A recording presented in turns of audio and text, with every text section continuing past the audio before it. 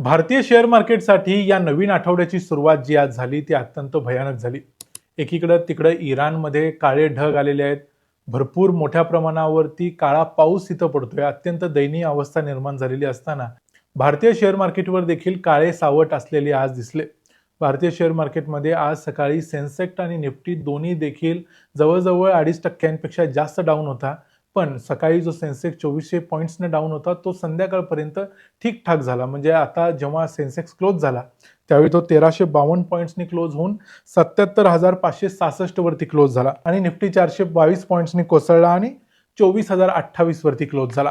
Actually मागच्या सलग आठवडाभरापासून जेव्हापासून युद्ध चालू आहे तेव्हापासून भारतीय शेअर मार्केट कंटिन्युअसली पडत आहे आणि आजचा दिवस अत्यंत वाईट यासाठी होता की दुसरी गोष्ट म्हणजे एकीकडे सेन्सेक्स निफ्टी दोन्ही पडले, दुसऱ्या बाजूला रुपया आजपर्यंतच्या म्हणजे इतिहासातला सर्वात लोवेस्ट पॉइंटला जाऊन पोहोचलाय. म्हणजेच 92.32 या रुपया विरुद्ध डॉलरचा दर आता सध्या रुपयाचा आहे आणि एवढा खाली रुपया आजपर्यंत कधी गेला नव्हता. त्यामुळे रुपयानं तळ गाठलाय, मार्केट सुद्धा कोसळायला लागले. त्यामुळे भारतीय शेअर मार्केट हे अत्यंत वाईट फेजमधून सध्या जाते. याची कारणं काय काय आहेत ते बघूया या व्हिडिओमध्ये. मी आहे रणजित यादव आणि तुम्ही पाहताय द मराठी बाणा. फक्त भारताचंच मार्केट कोसळत आहे असं नाही आहे. जगभरात सगळ्या देशांना या युद्धाचा फटका बसतोय आणि जे काही जगभरातले हे सगळे परिणाम दिसत आहेत त्याच्या मागे इतर कारणं असली तरी सगळ्यात महत्त्वाचं कारण हे युद्धच आहे. पण या युद्धामध्ये भारताला जो डबल फटका बसतोय कारण भारताच्या रुपयाची व्हॅल्यू घसरली तर आपली जगातली पदप्रतिष्ठा सोडून द्या पण आपली काही वस्तू खरेदी करायची जी क्षमता असते ती देखील घसरते. त्यामुळे काय काय कारणं आहेत या मार्केट क्रॅशसाठी ती थोडक्यात बघूया. सगळ्यात पहिलं कारण ज्यामुळे शेअर मार्केट क्रॅश झालंय ते म्हणजे क्रूड ऑइलच्या किमती.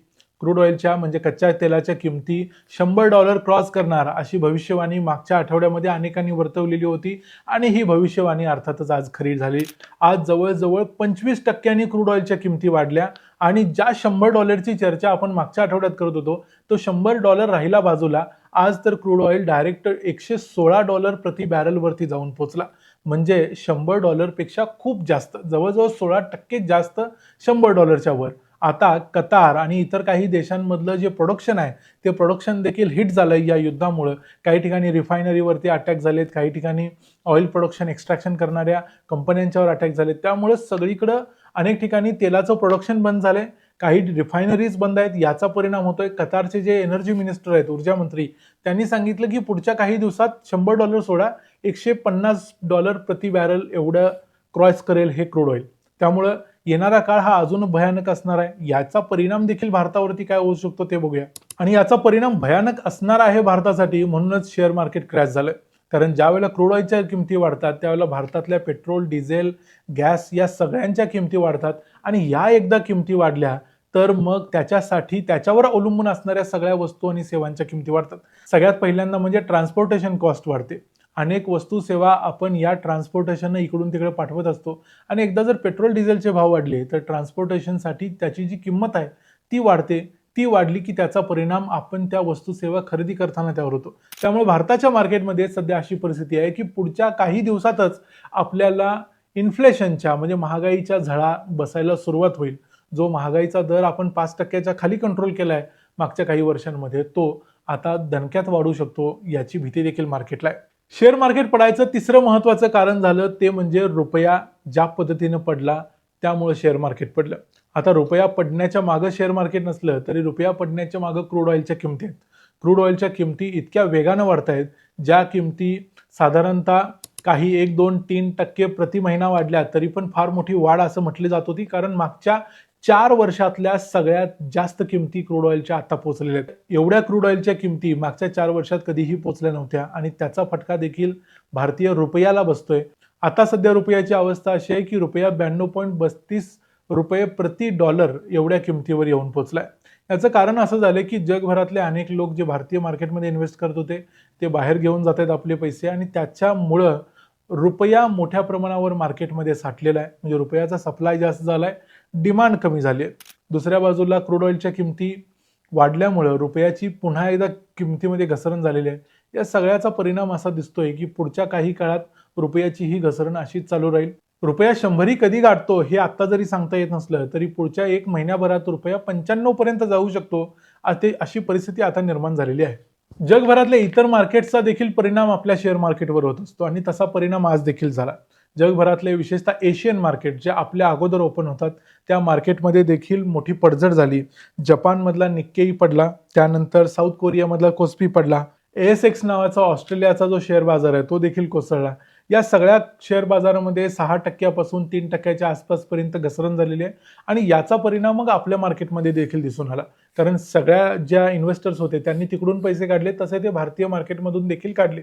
याचा परिणाम येणाऱ्या काळात जास्त भयावह होऊ शकतो. कारण आणखी एक यातलं महत्त्वाचं कारण हे आहे की मोठ्या प्रमाणावर जे FIIs आहेत, फॉरेन इन्स्टिट्यूशनल इन्व्हेस्टर्स, ते आपले पैसे काढून घेत आहेत.